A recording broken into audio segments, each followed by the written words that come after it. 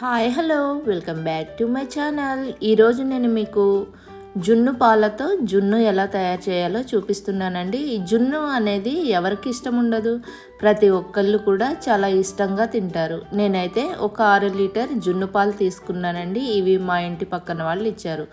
ఇందులో కొంచెం మామూలు పాలు పోస్తున్నాను, ఎందుకంటే జున్ను పాలు అనేవి చిక్కగా ఉంటాయి కాబట్టి మామూలు పాలు కొన్ని కలుపుకుంటే జున్ను అనేది మరీ గట్టిగా కాకుండా సాఫ్ట్గా వస్తుంది. చూసారు కదా. ఇప్పుడు ఇందులో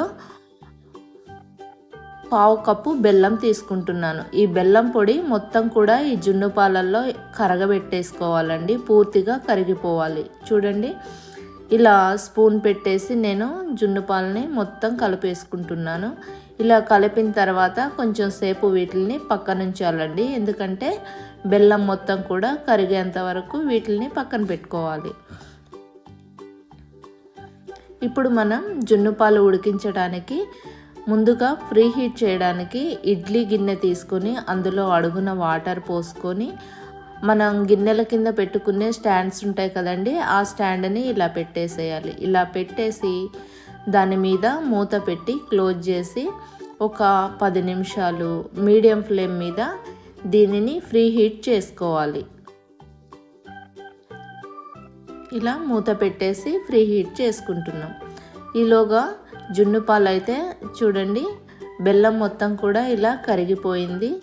ఇలా కరిగిపోయిన తర్వాత ఇందులో మనం మిరియాల పొడి, చూసారు కదా. ఈ మిరియాల పొడి ఎందుకంటే వాతం చేస్తుందంటారు, అందుకేస్తాం. ఇలాచీ పొడి, చాలామంది జున్ను పాలతో చేసిన జున్ను తినాలంటే వాతం చేస్తుంది అని చెప్పేసి తినరండి. అలా అవ్వకుండా ఉండడానికే మిరియాలు పొడి చేసుకొని వేసుకుంటాము. ఇప్పుడు ఫ్రీ హీట్ అయిపోయిందండి.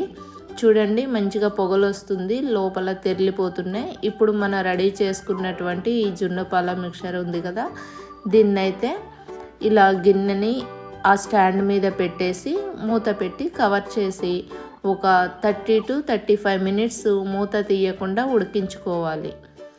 35 మినిట్స్ తర్వాత చూడండి, మంచి సాఫ్ట్గా అయితే వచ్చేసింది. స్టవ్ ఆఫ్ చేసేసి ఇలా నైఫ్ పెట్టి చెక్ చేసుకున్నాను, ఏం రాలేదండి, పర్ఫెక్ట్గా ఉడికింది. ఇక మనం దీన్ని సర్వ్ చేసుకోవడమే. Thank you for watching. Please subscribe.